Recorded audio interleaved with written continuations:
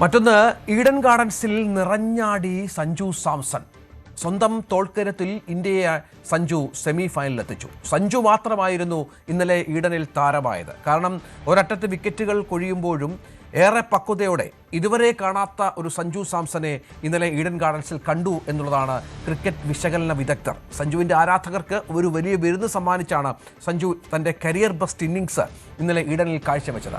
196 റൺസായിരുന്നു ഇന്ത്യയുടെ വിജയലക്ഷ്യം. അഭിഷേക് ശർമ്മ വലിയ ഫോമിലുണ്ടായിരുന്ന ബാറ്റ്സ്മാൻ എന്ന് കരുതപ്പെട്ടിരുന്ന ആൾ അഭിഷേക് പരാജയപ്പെടുന്നു. സഞ്ജു ഒപ്പം നിൽക്കുന്നു. ആദ്യം 50 റൺസ് അടിക്കുന്നു. സാധാരണ സഞ്ജു 50-ലെത്തുമ്പോൾ നമ്മൾ പിന്നെ പ്രതീക്ഷിക്കേണ്ടത് ഔട്ടാകും എന്നുള്ളതാണ്. പക്ഷേ സഞ്ജു വീണ്ടും തുടരുകയാണ്. 98 റൺസ് വരെ സഞ്ജുവിൻ്റെ 97 റൺസ് വരെ സഞ്ജുവിൻ്റെ ആ വിജയ ലക്ഷ്യം അല്ലെങ്കിൽ ആ തൃഷ്ണ തുടർന്നു എന്നുള്ളതാണ് ഏറ്റവും പ്രധാനപ്പെട്ട കാര്യം. അങ്ങനെ സഞ്ജു ഇന്നലെ ഇന്ത്യയെ തൻ്റെ മാത്രം തോളിലേറ്റി വിജയത്തിലെത്തിച്ചു. അതിനുശേഷം സഞ്ജു മാധ്യമങ്ങളോട് പറഞ്ഞത് താൻ വർഷങ്ങളായി കാത്തിരുന്ന നിമിഷം എന്നാണ്. ഹരി ഏറ്റവും പുതിയ വിവരങ്ങളുമായി ചേരും. ഹരി, സഞ്ജു അല്ലാതെ മറ്റാരുമില്ല ഇന്നലത്തെ വിജയത്തിന് കാരണക്കാരൻ. സഞ്ജു ഒറ്റയ്ക്കാണ്. ഒരുപാട് നമുക്കറിയാം പാളിച്ചകൾ ഉണ്ടായിരുന്നു ഇന്ത്യൻ ഇന്നിങ്സിൽ. വെസ്റ്റ് ഇൻഡീസ് ഒരു ടീമായി കളിച്ചു, ഗംഭീര ക്യാച്ചുകളൊക്കെ എടുത്തു. നമ്മൾ പല ക്യാച്ചുകളും ഡ്രോപ്പാക്കി. നമ്മുടെ ബാറ്റ്സ്മാൻമാരൊക്കെ പരാജയപ്പെടുന്ന ഘട്ടത്തിൽ പോലും സഞ്ജു മാത്രമാണ് ഇന്നലത്തെ വിജയത്തിൻ്റെ കാരണക്കാരൻ എന്ന് തന്നെ വിശേഷിപ്പിക്കണം.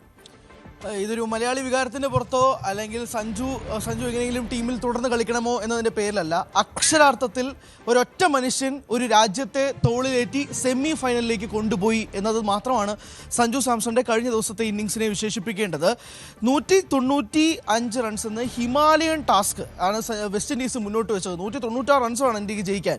ചരിത്രത്തിൽ T20 ലോകകപ്പിൽ 130 റൺസ് 3 തവണ മാത്രമാണ് ഇന്ത്യ ചേസ് ഡൗൺ ചെയ്തിട്ടുള്ളത്. അത് 3 തവണയും വിരാട് കോഹ്ലി ഉള്ളപ്പോൾ. വേറെ എല്ലാ കളികളിലും ഇന്ത്യ പരാജയപ്പെട്ടിട്ടേ ഉള്ളൂ. അപ്പോൾ 195 റൺസ് പോലൊരു ലക്ഷ്യം ഇന്ത്യ എങ്ങനെ സ്കോർ ചെയ്യും? അതിന് പകരം വിരാട് കോഹ്ലിയെ പോലെ ഇന്ത്യൻ ടീമിൽ ആരാണുള്ളത് എന്നതായിരുന്നു ഇന്നലത്തെ ഏറ്റവും പ്രധാനപ്പെട്ട ചോദ്യം. ആ ചോദ്യത്തിന് മറുപടിയാണ് സഞ്ജു വിശ്വനാഥൻ സാംസൺ. 97 റൺസ് 50 പന്തുകളിൽ നിന്നും.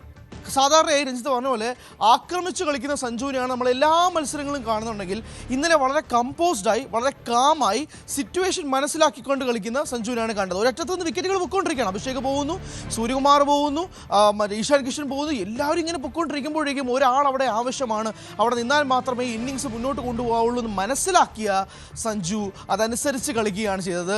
ആക്സിലറേറ്റ് ചെയ്യേണ്ട സമയത്ത് കളിച്ചു, അല്ലാതെ നിൽക്കേണ്ട സമയത്ത് സിംഗിൾസും ഡബിൾസും അടിച്ചുകൊണ്ടേയിരുന്നു. പറഞ്ഞതുപോലെ തന്നെ ഇന്ത്യയുടെ ഭാഗത്ത് നിന്ന് കുറച്ചധികം ക്യാച്ചുകൾ ഡ്രോപ്പ് ചെയ്തിട്ടുണ്ട്. അഭിഷേക് ശർമ്മയുടെ 2 ക്യാച്ച് പോയി, തിലക് വർമ്മയിൽ നിന്ന് 1 ക്യാച്ച് പോയി, വരുൺ ചക്രവർത്തിയുടെ റൺഔട്ട് ചാൻസ്, അങ്ങനെയൊക്കെ ഉണ്ടെങ്കിൽ പോലും ഇവിടെ ഒരൊറ്റ മനുഷ്യൻ ഒരു രാജ്യത്തെ സെമിയിലേക്ക് കൊണ്ടുപോയി എന്നുള്ളതാണ്. ഓർക്കണം, സെമിയിലോട്ട് കടന്നില്ലെങ്കിൽ ഇന്ത്യ നാണം കെട്ട് പോയേനെ എന്ന് വേണമെങ്കിൽ